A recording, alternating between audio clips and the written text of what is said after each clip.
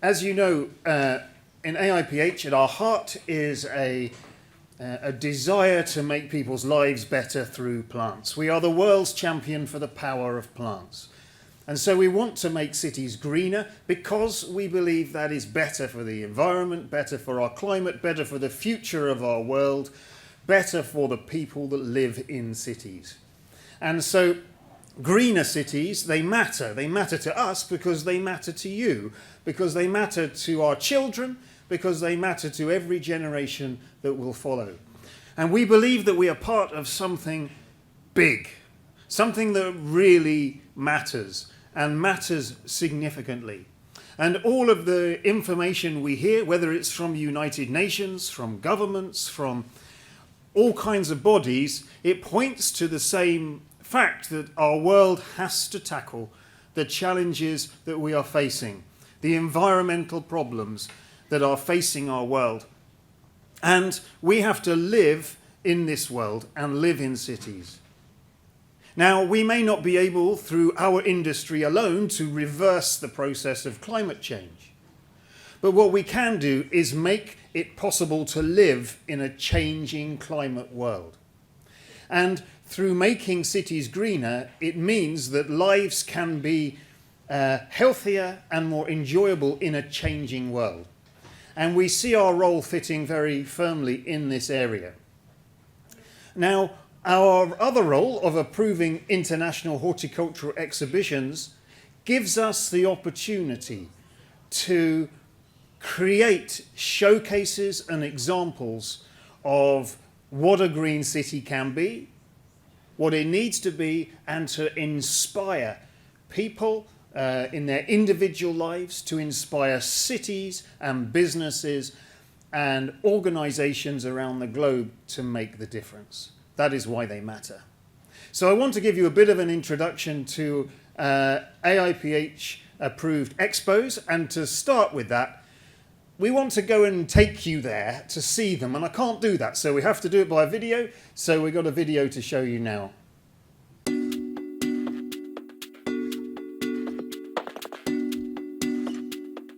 AIPH is the International Association of Horticultural Producers, and our mission is to be the world's champion for the power of plants.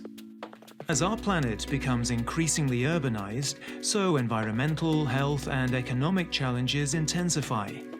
For a world facing the challenges of climate change, there has never been a time when living green has been so important.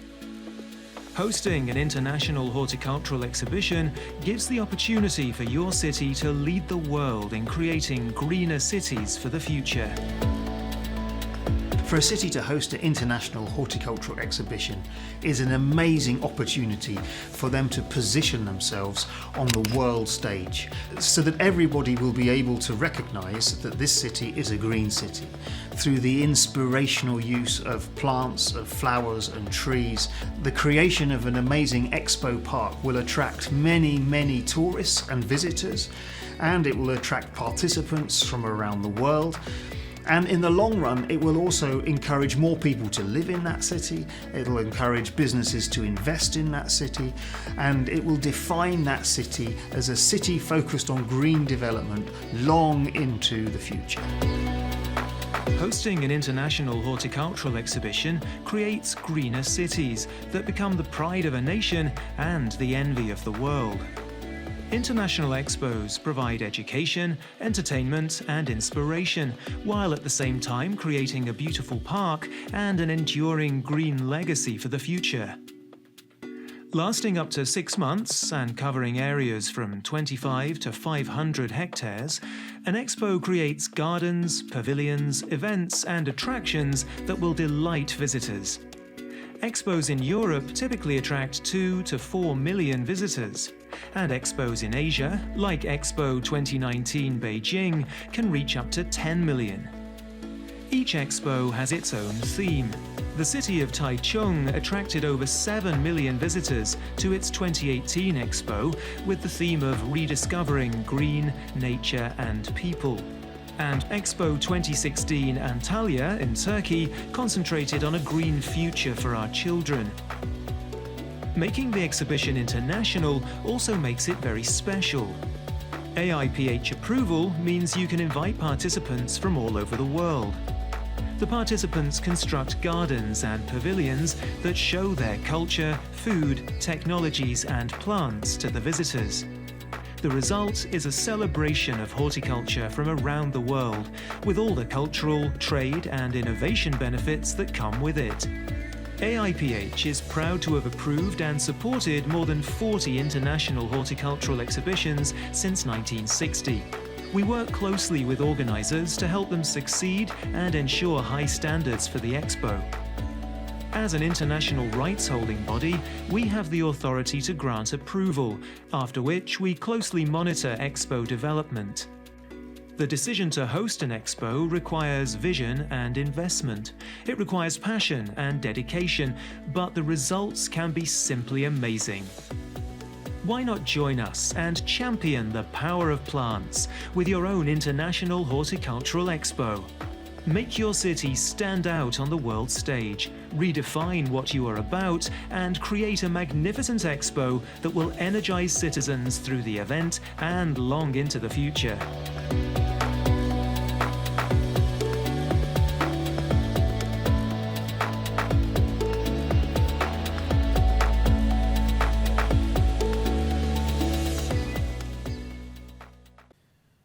Okay, I'm going to move through my slides quite quickly. We're overrunning a bit. I'm the one who's going to take most of the hit.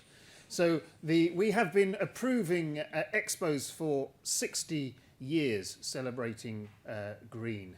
And we believe, our aim is that the International Horticultural Expos will become the only global sustainability property out there in the events market. We are there to promote plants, but we are there to promote the education of the public on living green, to inspire people to use plants and the landscape in the best way, and in order to have the benefits that it can have for their cities. And we do that by regulating and creating policies and monitoring the way in which these expos are developed to be the examples for the future they need to be. Just so we're clear, and I know that we're in the middle of a BIE-approved World Expo here, just so everyone understands the different categories of expo that we have. We have the A1 World Horticultural Exhibition category, which is an exhibition that can last for 3 to 6 months. It also has the recognition of the BIE, and this one is one that is approved at national government level and facilitates the invitation of countries through national diplomatic channels. The B International Horticultural Exhibition can be of the same size and quality, but it's not involving the national government. It's more at a city level, making international connections between cities. The C Expos are shorter events, such as the Euroflora that we have coming up in Genoa in Italy, and the D exhibitions are trade exhibitions. So they're just different kind of events. It's not an order of importance. They're different in how they operate. We talked about the number of visitors, and these were visitor numbers that we've had in recent exhibitions that we've had over the last few years. And expos bring many benefits. We talk about the importance of spreading the message of environmental benefits and tackling the challenges of our world, but also expos can bring a commercial benefit, an economic benefit to cities. And if you want to know more about that, we've done detailed research to show that. Through the publication of Blooming Economies on our website, you can see how that an expo will bring a significant return on investment to your city through hosting it, both short and long term. It's really important that an expo has a legacy. And I think it was Mr. Nasser at the beginning who talked about the importance of that an expo, even more important than the expo, is what it leaves behind and how it is into the future. And we completely believe in that. By creating an expo, you are, in a horticultural expo, you're creating a park, a beautiful place, which will have a benefit into the future. And so the thinking on how that will be used must be incorporated at the very beginning of the expo to create something which will go on to deliver benefits into the future. Our Green City programme is fundamental to what we're doing in AIPH, and it is now intertwined with our work on approving international horticultural exhibitions. And we run conferences like this one, and we are looking to develop standards of Green City across the world to bring cities together, to exchange ideas and move forward with this area. Just listening to the presentation from Singapore shows what can be achieved, and this is exactly the kind of inspiration we're trying to generate through these events. Online we have guidelines which will give practical examples of how to implement greening in the city. And we have our World Green City Awards that Bill referred to, and in these awards, which close on the 14th of March, cities from around the world will be entering, and they will be assessed by a jury, and in September we will announce the winners, and cities will be able to proclaim themselves as winners of the AIPH Green City Awards. Please get involved in this and be part of this journey in spreading that message. To do it, we've partnered with many major city organisations, including the Cities of Nature organisation, part of ICLEI Group, and many of these which are biophilic cities and other organisations which are well connected. And we find that these organisations quickly jump on to support our ambition because it aligns so well with what needs to happen in the world today.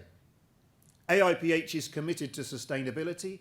We've developed over the last 2 years a very clear policy and strategy and how we're going to implement it. We believe that we will directly impact 5 of the UN SDGs through the work that we are doing. And we're not only saying it, we're going to do it and monitor it and report on how well we're getting on in it. We've identified a number of key themes within that where we are going to make a difference. And this is stretching my eyesight a little bit, but the climate action, and you can read it better than me there. So, and biodiversity, and education and awareness, equity and inclusion, sustainable sourcing, all of these areas, we have specific action points within our strategy of how we will implement those to deliver that future.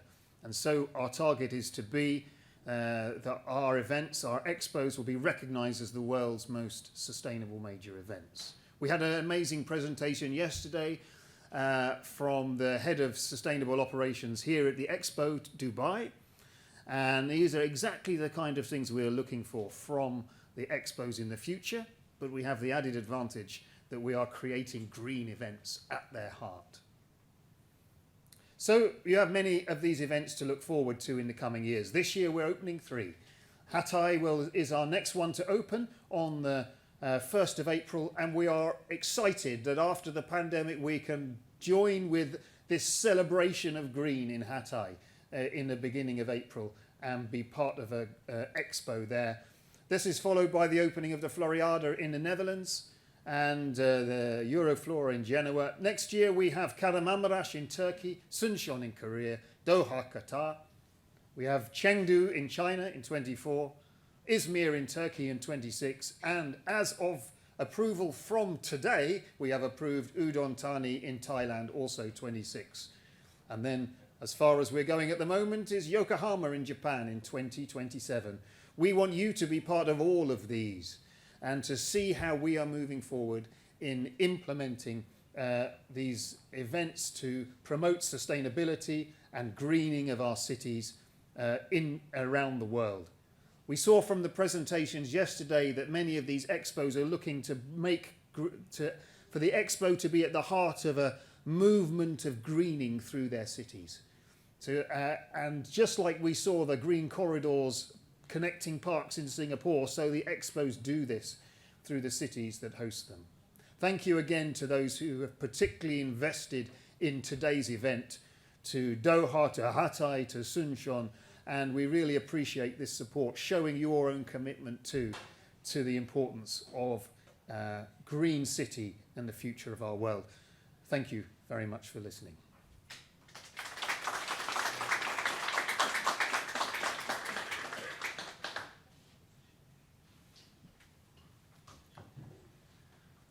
Okay, do we have any questions for Tim from the audience? The one thing, at least with Tim and the AIPH staff, you know how to get a hold of them. You know where they are. No questions? Oh, there we go. Have one. Come on up to the mic, please. Hi, thank you for the presentation.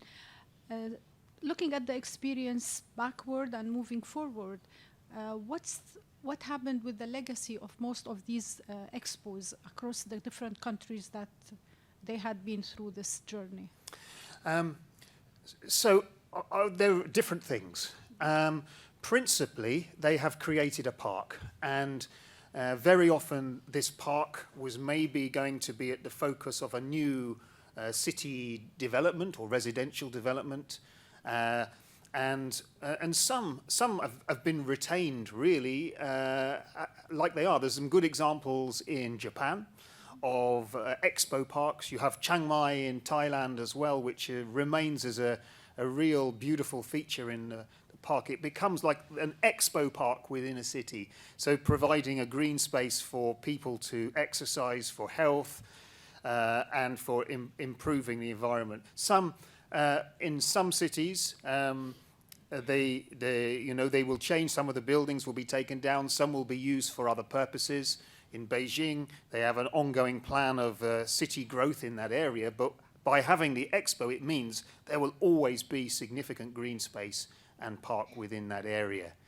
Within Tangshan in China in 2016, they redeveloped a former mining area, which was near the center of the city, to create a beautiful park, which has transformed that steel-producing city into one where it's more pleasant to live for the future. Can I have a follow-up question on this? Follow. Yep. Okay, this is very interesting. How much from these, or how many from these examples, Expo has been designed within the city, not as a dedicated land to develop for Expo, if any? Yes, so